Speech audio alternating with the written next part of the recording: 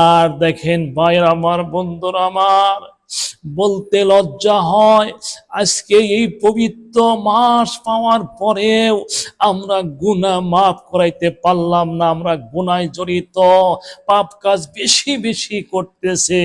দেখেন ভাইয়েরা আমার, বন্ধুরা আমার, সম্মানিত সম্মানিত উপস্থিতি, দেখেন আজকে মানুষ কত নিকৃষ্ট হয়ে যাচ্ছে, এমন খারাপ কাজ করতেছেন।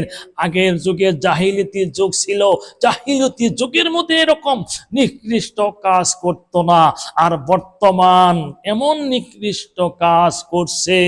দেখেন বর্তমান 8 বৎসরের মেয়ে আসিয়াকে নির্মম ভাবে তাকে এমন ভাবে শাস্তি দিয়েছেন, তাকে দোষিত করেছেন, নির্যাতিত করেছেন, বাপ বেটা 3 জন মিলে।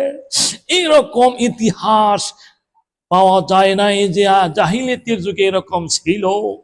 আজকে দেখেন এত খারাপ কাজ করছে, এই মাস পাওয়ার পরে মানুষ পাপ কাজ এত বেশি করতেছে, চুরি ডাকাতি ছিনতাই যত রকমের খারাপ কাজ বেশি করতেছে। ভাইরা আমার, বন্ধুরা আমার, দুঃখ লাগে।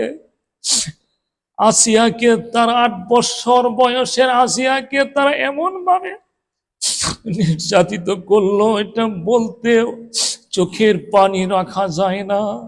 কত না কাকুতি মিনতি করছে, কত কান্নাকাটি করছে, আমাকে ছেড়ে দাও, আমাকে ছেড়ে দাও।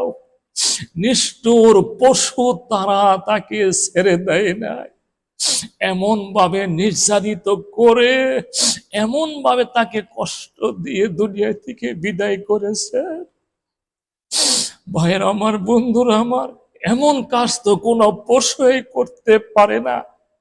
আজকে মানুষ হয়ে যে কাজটা করেছে, 8 বছর মেয়েকে আসিয়াকে দুনিয়া থেকে বিদায় করে দিয়েছেন। ভাইয়ের আমার, বন্ধুরা আমার, কোন বাবার সামনে যদি কোনো মেয়ে এইরকম দূষিত, এরকম নির্যাতিত হয়ে মৃত্যুবরণ করতে হয়, ওই মা বাবা কেমনে ঠিক থাকবো? মাননীয় প্রধান ডক্টর ইউনূস সাহেবকে আমি বলতেছি, এটার অবশ্যই বিচার করতে হবে। এমন বিচার আপনি করবেন, মানুষ দেখে যেন বুঝতে পারে যে না, এই নাবালক শিশুর কোনো দিন আর দোষিত করব না, তাদেরকে অত্যাচার করব না।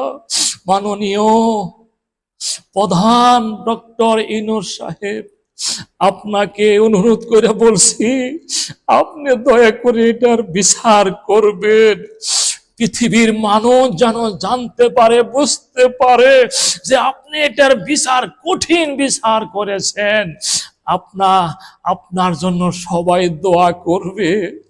ভাই, আমি অনুরোধ করতেছি, আপনি দয়া করে বিচার করবেন। ভাই আমার, বন্ধুরা আমার, আর কি বলবো, আপনারা সতর্ক হয়ে যান, পাপ কাজ ছেড়ে দেন, মুত্তাকি হন, আপনারা ঈমান নিয়ে কবরে যান। আল্লাহ যেন সবাইকে আমল করার তৌফিক দান করেন। ওয়া আখিরি দাওয়ানা আলহামদুলিল্লাহি রাব্বিল আলামিন। আসসালামু আলাইকুম।